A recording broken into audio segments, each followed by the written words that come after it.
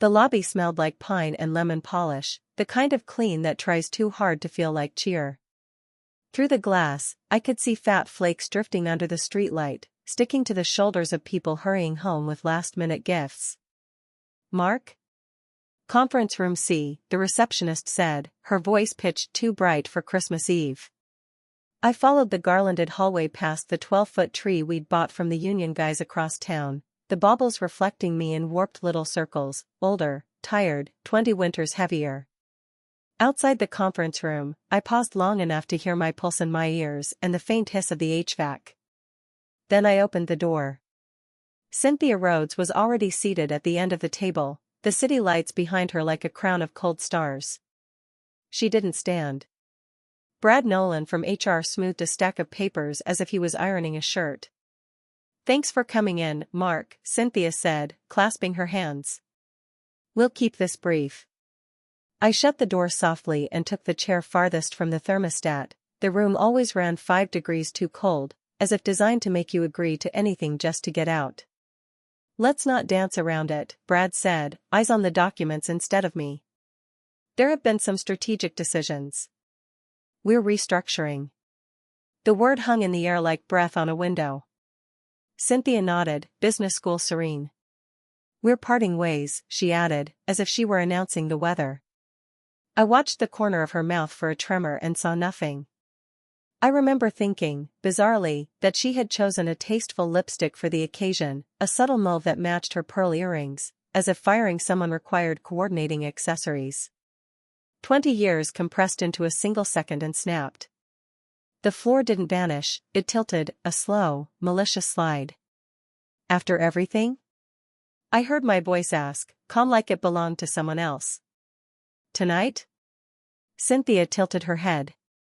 "Timing is never ideal," she said, "but we wanted to give you clarity before the holiday." Clarity. Like ice on a river just before it breaks. Brad pushed a stapled packet toward me with 2 fingers, careful not to let our hands touch. "This outlines the separation terms," he said. "A generous package considering market conditions." I read the numbers and almost laughed. It would barely cover a semester of my daughter Sophie's college tuition. She was studying environmental science at the state university, dreaming of saving the world one policy at a time, or 2 months of our mortgage on the modest house we'd bought when she was born. Pick one sacrifice and call it gratitude. And, of course, Brad continued, there's a non-disclosure and non-disparagement standard. Cynthia added, we expect professionalism, Mark. As you've shown for, how long has it been? 20 years, I said, and watched the number land between us like a brick. For a beat, no one spoke. The HVAC whispered. Down the hall, someone laughed near the tree. I set the packet down and folded my hands because it gave them somewhere to go. I have a question, I said. Is there a reason? A performance issue? A complaint? Cynthia's smile didn't reach her eyes. It's not about you, she said. It's about the business. Then it is about me, I said quietly. Brad cleared his throat and glanced at the door, calculating exits. A small voice inside me wanted to shout, to list the nights I slept on the breakroom couch to keep a line running, the weekends I missed with Emily and Sophie, the promotions I turned down to fix one more fire. Another voice said, not yet. I took a long breath through my nose, smelling the coffee they kept in that room, burnt dark roast gone to tar. I'm going to need a copy of whatever I sign, I said, sliding the packet back untouched, and a record of this meeting. Brad blinked. We don't usually, then start, I said, and felt the first splinter of control wedge back into my palm. Cynthia's gaze chilled a degree. We're offering you an opportunity to transition with dignity, she said. Dragging this out helps no one. I met her eyes and saw nothing there, no history, no late-night jokes over stale pizza, no names of the people who'd given their backs to this place. Dignity's a two-way street, I replied. My heartbeat steadied. Under my shirt cuff, the faintest vibration kissed my wrist, a calendar alert I'd set for tonight, meaning nothing to them and everything to me. The timer wasn't dramatic. It was just patient. We'll need your badge, Brad said, softer now, almost apologetic. We'll have someone escort you to your desk. I slid the plastic rectangle from its clip, the imprint of my thumb shiny in the corner, and set it on the table like a coin for passage. Merry Christmas, Cynthia said, as if the phrase were a stamp. Drive safe. I stood, my chair legs sighing against the carpet, and collected the packet that wasn't worth the staples in it. You, too, I said, because not giving them my anger was suddenly the most expensive thing I could afford. In the lobby, the tree lights blinked in slow waves, programmed to a carol that didn't quite match. The security guard avoided my eyes. Outside, the snow had thickened into a hush that made even the freeway sound distant. I pressed my palm to the glass and felt the cold leak through, a reminder that the world goes on indifferent. We're parting ways, I murmured, tasting the words like metal. The ice under me hadn't given way after all, it had cracked into steps. By the time I reached my car, my breath had settled into a rhythm. I sat in the driver's seat, fingers on the wheel, and let the first tremor roll through me, a quake contained. Then I exhaled and said into the empty cabin, okay. Outside, a gust shook the branches bare and they sprang back, stubborn. They didn't know I had a plan, not really, not the manager with the calm voice, not the boss with the winter-bright smile.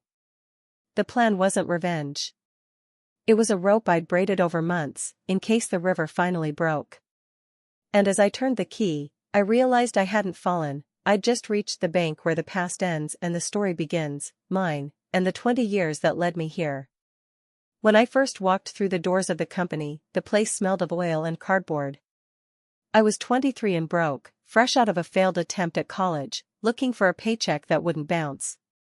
They gave me a steel-toed pair of boots, a neon vest 2 sizes too big, and told me to start hauling pallets off the trucks. I didn't think I'd last more than 6 months. But then 6 months turned into a year into 5. Somewhere along the way, I stopped seeing it as a job and started calling it my place. I'll cover the second shift, I'd say when someone's kid got sick. Yeah, I'll take the overtime, when production schedules fell behind. I was young enough not to mind the hours, and stubborn enough to see every crisis as a personal test. Nights blurred into mornings, but when the lines hummed and the shipments left on time, I felt like I was building something real. Emily, whom I met during those early years at a company picnic, she was a temp in accounting back then, would tease me about my dedication, but she understood. We built our life around it, marriage, Sophie's birth, the house with the backyard where she learned to ride her bike. The first big crash came in 2008. Orders dried up overnight, people panicked, and the floor felt hollow with half the crew gone. I remember telling my supervisor, if we cut corners now, we'll pay for it later. He just laughed, but I stuck it out. I trained new guys, patched systems with duct tape and grit, and when the company crawled back to life, I was still standing. That was the rhythm for years: disaster, survival, rebuild. By the time I hit my 10th anniversary, I wasn't on the floor anymore. They called me an operations manager, same stubbornness, just in a cleaner shirt. I had an office with a door that squeaked and a computer that froze every Friday afternoon, but it was mine. When the second merger hit, I thought it would crush us. Instead, I found myself coordinating lines across 3 sites. People started coming to me with questions before they went to their supervisors. I carried that weight like armor. There were plenty of nights I drove home at dawn, the sky bruised purple, knowing I'd been the last man in the building. Emily used to leave dinner on the stove and a note: eat. Sleep. Don't die here. I'd laugh, but deep down I knew she was right. This place had claimed a bigger slice of me than I'd ever planned to give. Still, when younger guys asked me why I stayed, I'd shrug. Because someone has to make sure it doesn't fall apart. The company became a second family in a way. Birthdays celebrated in break rooms with sheet cake, potlucks where Jenny's kimchi fried rice fought Omar's chili for dominance, Christmas parties where someone always got too drunk. We were a strange tribe, stitched together by night shifts and shared exhaustion. I believed loyalty meant something, that if you gave 20 years of yourself, the company gave you back a sense of belonging. Jenny, a sharp-witted single mom from Korea who ran the evening shifts like a general, became like a sister. Omar, the quiet veteran with a knack for fixing machines no one else could, was the guy you'd call at 2 a.m. for advice. And then came Cynthia Rhodes. She arrived after the last acquisition, heels clicking against the warehouse floor as if it were a runway. She had a resume full of words like synergy and streamlining, and she looked at the rest of us as though we were relics from an old museum. The first meeting I had with her, she shook my hand and said, "I'm sure you'll help us modernize, Mark." I smiled, but in her eyes I saw it. I wasn't a partner. I was a piece of furniture. Her background? Ivy League MBA, stints at cutthroat firms where she optimized by slashing headcounts.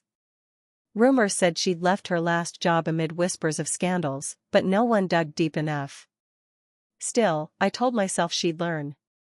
I had survived worse bosses, worse storms. But the longer she stayed, the more I realized she didn't see the 20 years behind me.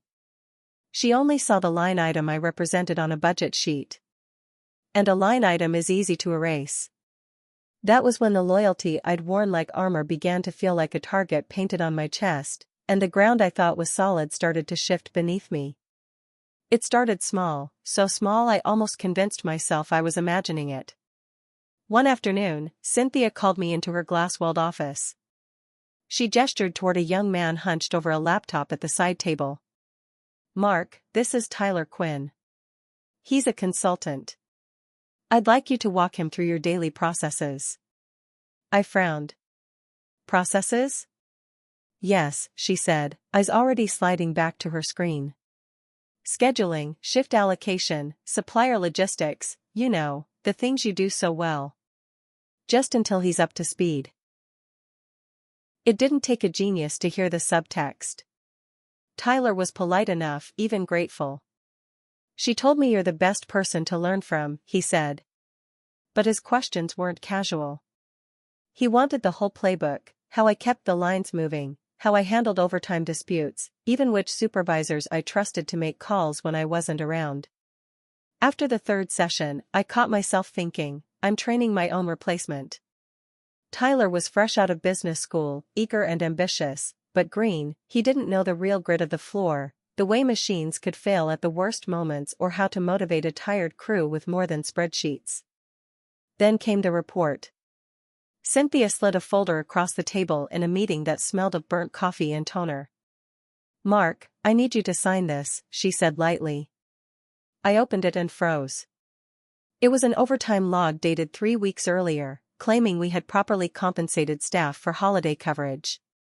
I remembered those days vividly because Jenny had come to me almost in tears about missing pay, her son needed braces, and that overtime was her buffer. "This isn't accurate," I told her, keeping my tone even. "Some of those hours were never approved, and they weren't paid." Her smile sharpened. "It's a standardization thing. Just sign, it won't come back to you." I shook my head. I'm not signing something I know is false. For the first time, I saw the flicker beneath her polished exterior, annoyance, maybe even warning. "Suit yourself," she said coolly, and gathered the papers. Brad from HR avoided my eyes as he picked up his notebook. Brad, the perpetual yes man with his rumpled suits and nervous tics, had always been Cynthia's shadow. Rumor had it he'd covered for her at previous jobs too. That night I sat at my kitchen table with a legal pad, the house dark except for the glow of the Christmas lights Emily insisted we put up early. My hand trembled as I wrote down everything, dates, times, conversations. I forwarded myself emails, printed copies of shift schedules, and kept them in a folder marked invoices. To anyone else it looked like boring paperwork. To me, it was insurance. I also started recording instructions Cynthia gave me in person, logging them with timestamps in a spreadsheet. If she said, "Hold back on processing those overtime claims until next quarter," I noted it word for word. Every time I clicked save, I felt the knot in my stomach loosen just a little. I even bought a small voice recorder disguised as a pen, slipping it into my pocket for meetings. When I finally crawled into bed, Emily stirred. "You're working late again?" she mumbled. "Just making sure I don't forget anything," I whispered. Forget what? I kissed her shoulder. The important parts. Lying there, I stared at the ceiling and admitted the truth to myself. The company I had given 2 decades to wasn't the same place anymore. Something was coming, and for the first time in years, I wasn't just working to keep the operation running, I was working to protect myself. And that's when the thought crept in, if they were setting a trap, maybe I needed a plan of my own. The decision came to me one night as I sat in my car outside the plant, the parking lot slick with rain. I stared at the glow of the office windows, thinking about the folder on my desk full of notes and emails. Notes weren't enough. If Cynthia was willing to cut corners this boldly, then I needed more than memory and scraps of paper, I needed something airtight. That's when the idea of a mirrored archive came to me. I spent the next week setting it up. Every legitimate document I had access to, shift logs, payroll discrepancies, directives sent by email, I copied into a secure, encrypted folder on an external drive. Nothing stolen, nothing outside the law, just the truth in its rawest form. At home, I built a second copy hidden inside a folder called Taxes 2016, because I knew nobody would look twice.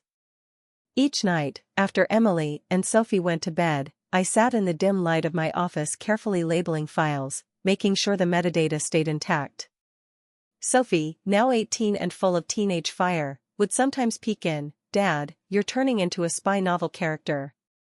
I'd chuckle, but inside, I worried about what this might mean for her future if things went south. But I wasn't naive. I knew evidence was only useful if it could be verified. That's when I reached out to Ava Thompson, an employment lawyer recommended by a friend who'd once tangled with a corporate layoff. We met in a small cafe downtown, snow slushing under the doorway every time it opened. I slid a USB across the table. "Just hypothetically," I said. Ava smiled like she'd heard that line before. She was in her 40s, with a no-nonsense bob haircut and a track record of taking down big firms. Her last case had made headlines for exposing wage theft at a retail giant. She explained chain of custody, how timestamps mattered, how even an innocent formatting change could let a company claim documents were tampered with. "Keep your originals untouched," she instructed. "Mirror them. Catalog them. And whatever you do, don't use company property for storage. That's their playground." Her confidence steadied me. When she looked through the first handful of files, her brow arched. "Mark, this isn't nothing. You've got potential wage theft, compliance issues. If they move against you, this isn't just leverage, it's protection. And if it escalates, we could pursue a whistleblower claim, federal protections, possible rewards." That night, back at my desk, I added one more layer, a deadman switch. A simple program that would trigger an email distribution if I didn't reset it every 48 hours.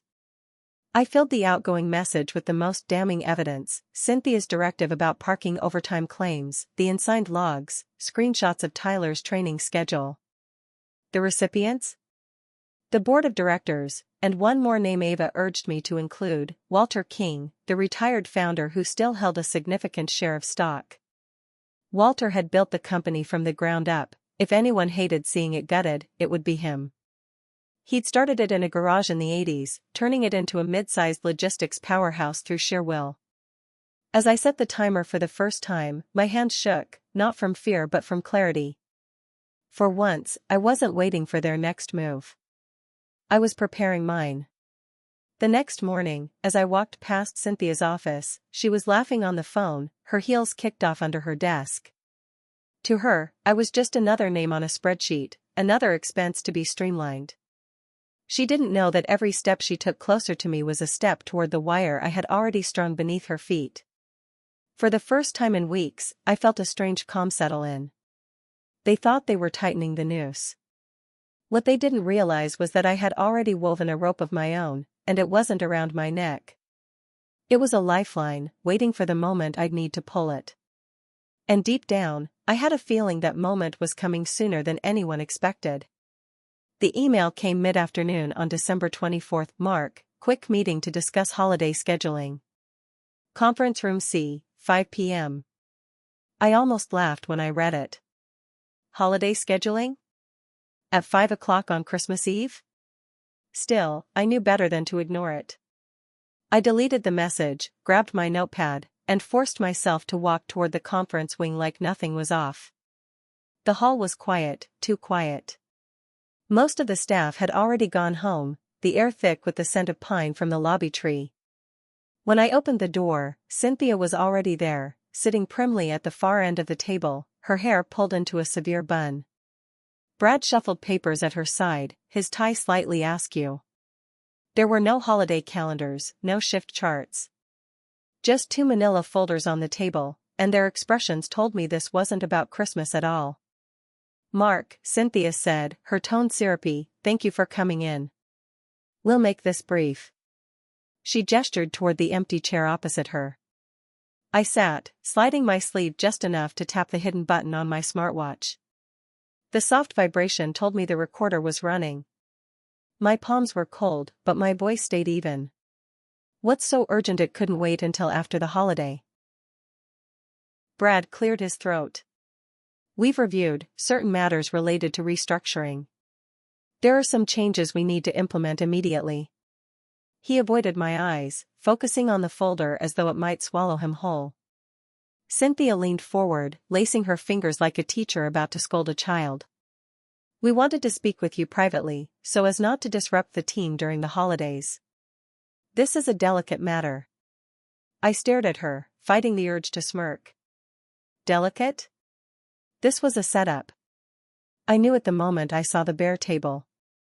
"Strange," I said slowly, "I thought this was about scheduling. My team's shifts are already locked in for the week." The corners of her smile tightened. "Plans change," she said. Brad slid the folder across the table. His hand shook just enough that I noticed. "If you could review this, Mark. It outlines your transition." I didn't touch the folder. Instead, I folded my arms on the table, the faint hum of the recorder grounding me. Interesting timing. Day before Christmas, end of business, just the three of us. Almost like you didn't want witnesses. Cynthia's eyes flickered, just for a second, before she recovered her composure. "Let's not make this adversarial," she said softly, as if speaking to a patient before a painful injection. In that moment, I felt the shift inside me, fear cooling into resolve. They thought they had cornered me in that sterile little room, but they didn't know the trap they'd just stepped into. And as I leaned back, pretending to consider the folder, I realized, the ambush had begun. But so had my counterplay. Cynthia folded her hands as if she were about to pray, though her eyes never softened. "As Brad mentioned," she said, "this is part of a larger restructuring. Entire divisions are being streamlined, and unfortunately your role is no longer essential." Brad slid the packet closer to me. "This agreement outlines a separation package," he said quickly, his words tumbling over each other. 2 weeks' pay, continuation of health benefits for 30 days, and, of course, a non-disclosure and non-disparagement clause. Standard procedure. I picked up the packet, flipping through pages of dense legalese. The number at the top made me laugh under my breath. 2 weeks? After 20 years?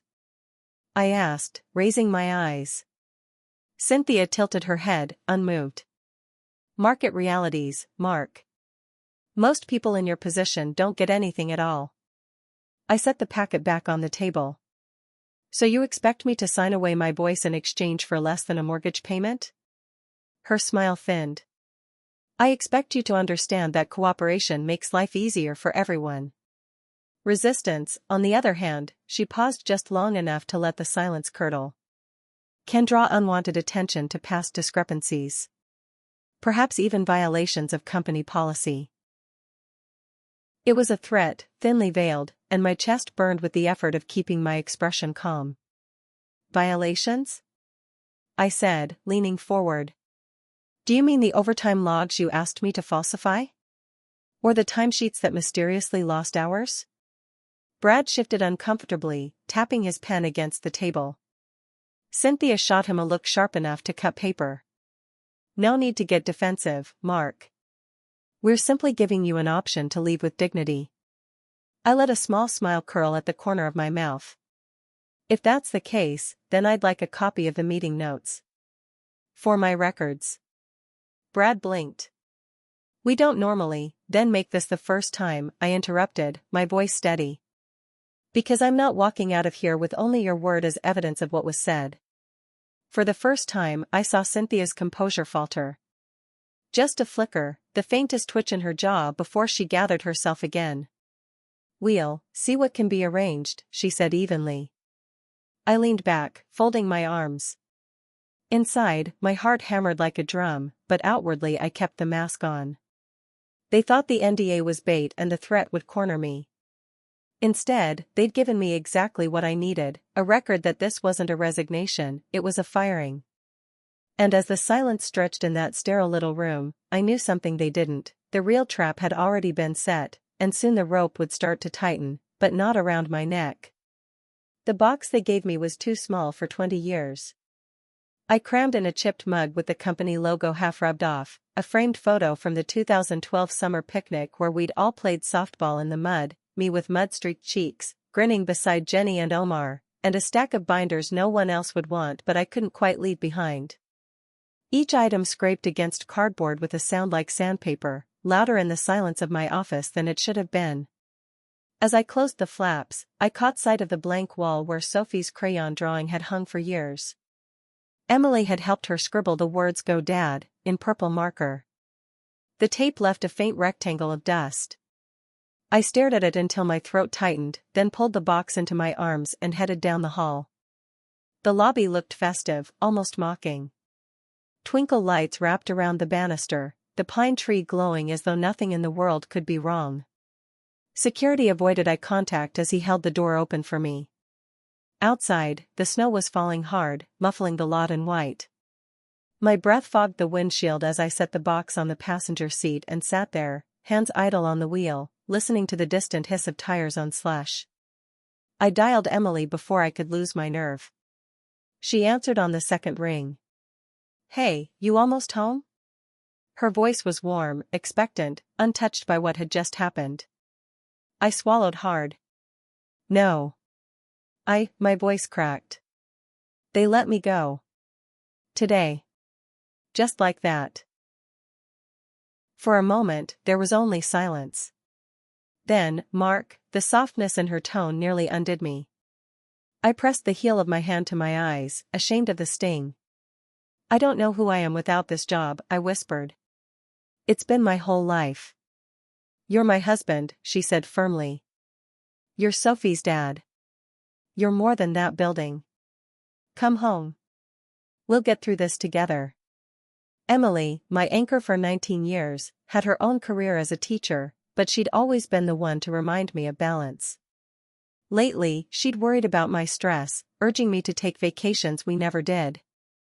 The weight in my chest shifted, just slightly, at her words. For the first time all day, I let myself exhale, shoulders sagging against the seat. The snow kept falling, blanketing the car as if trying to cover the last 2 decades all at once. I turned the key, the engine rumbling to life. The box on the seat looked small, almost ridiculous, compared to the years it was supposed to represent. Still, I reached over and steadied it with one hand. As I pulled out of the lot, headlights carving a path through the storm, I realized I wasn't driving away empty-handed. I had Emily. I had Sophie. And I had something else, an unseen lever waiting in the dark, one that Cynthia and Brad had no idea existed. By midnight, that lever would begin to move. I sat in the darkened living room, the only light coming from the glow of the Christmas tree. Emily had gone upstairs with Sophie, leaving me alone with the hum of the furnace and the ticking of the old clock on the mantel. My laptop was open on the coffee table, the cursor blinking on a scheduled message I had written weeks ago. Midnight was minutes away. The message wasn't long, but it was heavy, audio clips of Cynthia instructing me to hold off on overtime payments, scanned copies of shift logs, emails where Brad casually brushed aside compliance requirements. I had attached time-stamped files and summaries, careful to make them digestible but undeniable. The recipients were already entered, the board of directors, and most importantly, Walter King, the man who had built this company from nothing and still owned enough shares to matter. I'd also included the dead man switch as a backup. If anything happened to me, it would auto-send everything. I hovered the mouse over the cancel button. My finger twitched. One click, and I could make it vanish. Pretend tonight had never happened. Pretend I hadn't just been tossed out like garbage after 2 decades. But canceling meant trusting Cynthia to walk away unchallenged, to keep grinding people down. It meant letting every late-night shift and every sacrifice dissolve into nothing. And it meant letting down Jenny, Omar, and the others who'd suffered under her, people who'd confided in me about unpaid hours and forced voluntary cuts. The clock chimed softly, 11:59. My heart pounded in rhythm with the seconds. I whispered to myself, once it's out there, there's no going back. At the stroke of midnight, the program triggered with a quiet ping. I watched the progress bar crawl across the screen, 5%, 30, 70, until the words appeared, message sent. I closed the laptop with a soft click, as though sealing a coffin. I leaned back on the couch and stared at the tree. The lights blurred as my eyes stung, though whether from relief or exhaustion I couldn't tell. For the first time since Cynthia's ambush, I could breathe. My chest felt lighter, as if the rope I'd been carrying had finally slipped from my shoulders. Upstairs, I heard the faint creak of floorboards as Emily moved, probably checking in on Sophie. I pictured them both asleep, safe, unaware that the fight I had avoided for months had finally begun. I whispered into the quiet room, "It's done." The words felt final, but also like the opening of a door. The snow outside kept falling, blanketing the world in silence. But beneath that silence, something had shifted. By morning, the people at the top would know exactly what Cynthia had buried. And by then, I would no longer be just the man they fired on Christmas Eve. I would be the one who lit the fuse. The morning after the email went out, I drove downtown through streets still glazed with ice. My hands gripped the wheel tighter than they needed to, but beneath the tension was something new, purpose. I wasn't stumbling anymore. I had a direction. Ava Thompson met me at her office, a converted brownstone with exposed brick and the faint smell of old coffee. She wore a charcoal blazer and the kind of expression that made you feel like she had already read 3 moves ahead. "You look like hell, Mark," she said, motioning me inside.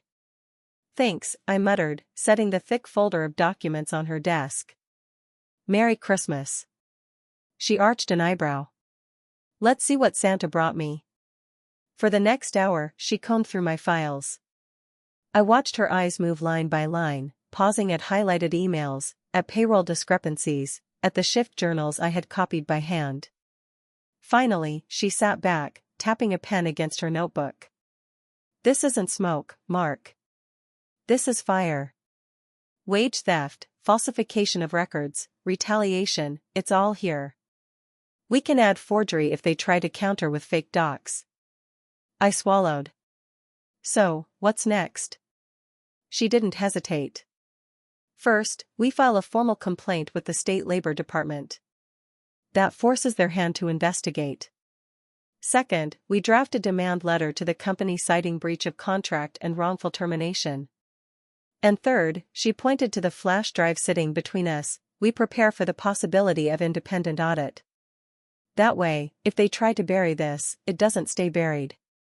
Also, whistleblower status could net you protections and even a bounty if the fines are big enough." Her calm made my pulse steady. I felt like I had been treading water for weeks, and suddenly someone threw me a rope. "You really think it's enough?" I asked. "Enough?" Ava leaned forward. "Mark, it's more than enough. The question isn't if they'll respond, it's how fast." I let out a shaky laugh, part relief, part disbelief. For the first time in days, I didn't feel like prey waiting for the next blow. I felt like a man with a weapon, even if it wasn't one I'd ever planned to use. When I walked back out into the cold, the wind bit at my face, but I didn't flinch. I had filed the papers, set the wheels in motion. Whatever storm was coming, I wasn't helpless anymore. And deep down, I knew, this was just the beginning. The real cracks hadn't even started to show. 2 days later, just after dawn, my phone buzzed with an email notification. The sender's name made my breath catch: Grant Holloway, member of the board. The subject line was blunt: investigation initiated. I sat at the kitchen table with a half-cold mug of coffee and opened it, my pulse quickening. "Mr. Bennett," it began, "the board has reviewed your documentation and initiated an internal review. We will require your cooperation in confirming authenticity." Short. Formal. But the fact that they had responded at all meant the stone had hit its mark. That afternoon, I was called into a virtual meeting with an outside auditing team. Their voices were clipped, efficient. "Mr. Bennett, can you confirm this report carries your signature?" one asked, sharing a scanned document on the screen. My stomach nodded. It was my name, my handwriting style, but I had never seen that paper before. It claimed I'd approved cuts that violated labor laws, dated just before my firing. "No," I said firmly. "That's not my signature. And I can prove it." I reached for the flash drive Ava had told me to keep within arm's reach. "This file," I explained, opening the folder, "contains the original logs, created and timestamped directly from our scheduling software. The metadata is intact. If you compare these to the ones you just showed me, you'll see the difference." There was a long pause as they examined the files. One of the auditors cleared his throat. "Mr. Bennett, the signatures on the submitted reports appear to have been overlaid. The timestamps on your originals predate the altered copies. In other words, someone had forged my name. Likely Cynthia or Brad, using digital tools to paste a scanned signature from old docs." I sat back, the weight of it settling over me. I'd suspected Cynthia was playing dirty, but seeing my identity hijacked so crudely left me both furious and oddly vindicated. "Whoever submitted those," I said evenly, "didn't just falsify data. They committed fraud. And they tried to pin it on me." On the other end, muted whispers buzzed between the auditors. Finally, one said, "We'll be escalating this immediately." When the call ended, I sat in silence, staring at the dark screen, my reflection faint in the glass. My hands were trembling, not with fear this time, but with the adrenaline of knowing the tide had turned. They hadn't just underestimated me, they'd crossed a line that couldn't be walked back. I picked up my phone and texted Ava, "They forged my signature. I proved it. Ball's in their court now." Her reply came fast, "Good. Now the walls will start closing in on them." And as I closed the laptop, I realized something: the fight wasn't about survival anymore. It was about truth, and the truth was about to burn its way through every layer of Cynthia's polished facade. It didn't take long before the first cracks widened into fissures. Late one evening, as I sat at my kitchen table with papers spread like a second dinner setting, my phone buzzed with a message from Jenny Park. "Mark, I heard what happened. If you need me to back you up, I will. I can't stay quiet anymore." 10 minutes later, an email arrived, an official statement she had typed up. In it, she detailed how Cynthia pressured her to lose overtime claims and hinted that anyone who complained too loudly might find themselves reassigned to graveyard shifts. Jenny closed with, "If the board wants the truth, I'll tell them under oath." She'd attached her own records, emails from Brad denying her requests, despite clear evidence of hours worked. The next day, Omar Collins, quiet, steady Omar, who'd always kept his head down, called me directly. His voice was low but resolute. "Mark, I saw what they did with the payroll requests. I submitted 3 for my team and Brad misplaced every one. I kept copies." He paused, then added, "You're not the only one they tried to bury." Omar, a Gulf War vet with a family of 4, had lost out on bonuses that could have paid for his daughter's wedding. Hearing him, I felt a strange mix of anger and relief. For years, we'd all carried the weight alone, convinced no one else would risk speaking up. Now the dam was breaking. But the shock came from an unexpected place: Tyler Quinn. The very man I had trained, my supposed replacement, emailed me late that night. She promised me the operations role if I kept quiet. Said all I had to do was go along with her version of things. "I don't feel right about it anymore. I still have the messages. Do you want them? Tyler, it turned out, had been manipulated too. Cynthia had dangled a promotion, but he'd seen her fire others arbitrarily and started doubting. I stared at the words on the screen, my jaw tight. Tyler had been part of the setup, but even he had reached his breaking point. I typed back carefully, send me everything. Keep backups. Protect yourself. When his reply came through, forwarded emails with Cynthia's unmistakable instructions, including one saying make sure Mark's processes are documented so we can phase him out smoothly, I felt the dominoes begin to fall in real time. Every piece lined up, every lie cross-checked by another witness. For the first time since the ambush in that sterile conference room, I wasn't just defending myself. I was watching the truth gather momentum, pulling in voices I hadn't expected, voices that gave the story weight beyond mine. And as I organized the new evidence into Ava's meticulously labeled folders, one thought struck me like a spark: Cynthia had built her empire on silence. Now, that silence was collapsing into a chorus. The next step was clear: the board would have to face it all at once. And I knew, sooner rather than later, I'd be sitting across from them. The summons came on the morning of December 28th. A crisp email with the subject line, "Emergency board session, attendance required." My stomach tightened as I read it twice, then a third time. They weren't inviting me as a spectator. They wanted me in the room. The boardroom was colder than I remembered, with its long mahogany table polished to a mirror shine. At the far end sat the directors, their faces grave, eyes flicking between thick folders in front of them. Grant Holloway gave me a curt nod. Beside him, to my surprise, sat Walter King himself, older now, his hair thinned and silver, but his presence filled the space like a weight.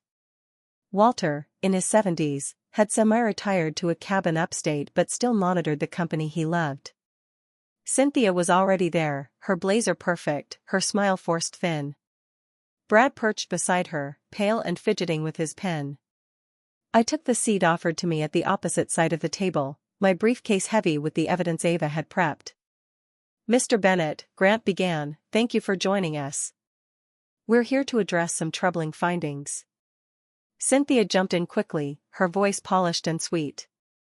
"With respect, this is a misunderstanding. Mark has been disgruntled since being informed of restructuring. He's misrepresenting events to retaliate." I didn't rise to her bait. Instead, I reached into my case and placed a USB on the table. "With your permission, I'd like you to hear something." Walter gestured for the technician to play it. The room filled with Cynthia's voice, clear and unmistakable: "Hold the overtime payments until next quarter. We'll smooth it over later." Silence fell like a dropped curtain. Brad's face drained of color. Cynthia pressed her lips together so tightly they nearly disappeared. "And there's more," I said quietly. I laid down a copy of my original 2010 contract. "This contains a clause negotiated with Mr. King himself. It stipulates that any termination without cause requires not just severance but a multiplier based on years of service." Walter leaned forward, peering at the document. "I remember this," he said, his voice gravelly. "We put it in to protect key managers during the first merger." His gaze flicked to Cynthia, and his expression hardened. Why wasn't this honored? Cynthia's composure cracked, her knuckles whitened against the tabletop. We were unaware of that clause." "No," I said evenly, "you ignored it. Just as you ignored compliance, payroll, and your own people. And here's statements from Jenny Park, Omar Collins, and even Tyler Quinn, detailing the same patterns of abuse." Brad whispered, "Maybe we should take a recess." Grant cut him off sharply. "There will be no recess. We've seen enough." The room shifted then. For the first time, I wasn't the man on trial. Cynthia was. And as the weight of the board's silence bore down on her, I realized the trap had finally sprung. This wasn't about my job anymore. It was about the truth standing in daylight, undeniable. And Cynthia had nowhere left to hide. The decision came fast, almost brutally so. After a brief, whispered exchange among the directors, Grant folded his hands and spoke with finality. Effective immediately, Cynthia Rhodes is suspended pending further investigation. Mr. Nolan, he didn't even bother with Brad's first name, you are placed on administrative leave. The air seemed to collapse out of the room. Cynthia's eyes darted toward Brad, then back to the board, her polished mask crumbling. This is outrageous, she snapped. You're taking the word of a bitter ex-employee over. Walter's voice cut her off, low and steady. Over 20 years of loyalty you dismissed without a thought? Yes. We are. Brad opened his mouth, but no words came. He looked like a man who had gambled everything and just realized the dice were loaded. Grant turned to me. Mr. Bennett, in light of recent events, the board would like you to return, at least temporarily, to stabilize operations until we clean house. His tone was almost conciliatory, as though offering me a gift. I sat there for a moment, the offer heavy in the air. The younger version of me, the one who slept on break-room couches and believed loyalty was a shield, would have jumped at it. But the man sitting here now felt only a deep weariness. I glanced at the sterile room, at Cynthia's pale fury, at Brad's hollow stare. It reeked of fear and rot. Thank you, I said slowly, but no. I don't want to return. A ripple of surprise moved across the table. What I do want, I continued, sliding a prepared document across, is this, fair severance for every employee cut during Cynthia's so-called optimization, and my contractual payout, multiplied, as per the clause Walter confirmed. That includes back pay for unpaid overtime across the teams. Cynthia's breath hitched, as if the number burned her throat. Walter, however, picked up the page and scanned it. His expression softened. It's fair. More than fair. Grant gave a short nod. We can make this happen. And we'll ensure the Labor Department gets full cooperation. I leaned back, finally letting the tension drain from my shoulders. Good. Because I don't want to be remembered as the guy who crawled back into a building that chews people up. I want to be remembered as the one who walked out, and made sure others got what they were owed. The silence that followed wasn't hostile anymore. It was respect, begrudging from some, genuine from others. Cynthia, though, sat rigid, her empire reduced to ashes in less than an hour. As I gathered my folder, I realized I felt no triumph, no gloating satisfaction. Just a clean break, like a chain snapping free. I had won, but more importantly, I had chosen not to stay. And for the first time in a long while, I was free to imagine what came next. The first morning I didn't have to clock in, I woke up before dawn out of habit. The house was quiet, Emily still asleep, Sophie's door cracked open with her nightlight casting a soft glow. I sat at the kitchen table with a cup of coffee that tasted different, lighter, freer, and stared at the empty day ahead. No shift schedules. No emergency calls. No Cynthia. Just possibility. It didn't take long before calls started coming in. Jenny was the first. Mark, I can't go back there, she said, her voice trembling with both fear and excitement. Not after everything. If you're thinking of doing something. I'm in. An hour later Omar called. I heard what you did in that boardroom, he said. If you're building something new, I'd rather build it with you than rot under whoever they put in charge next. That night, sitting around my dining table with papers and laptops, we sketched out the bones of a new venture. We called it North Pier Ops, a nod to the old loading docks where we'd all cut our teeth. It wasn't fancy, but it was ours. No boards, no forced smiles, no corporate predators. Just people who knew how to get the work done. We focused on ethical logistics, fair pay, transparent scheduling, and tech that actually helped workers, not spied on them. Clients came faster than we expected. Word spread quietly, a reliable crew had broken off, one that actually cared about operations running smoothly. A small manufacturer we'd once saved from disaster signed with us first. Then another. The trickle turned steady. The real turning point came when Walter King invited me to lunch. He showed up in a wool coat and that familiar half-smile, the kind of man who didn't need a title to carry authority.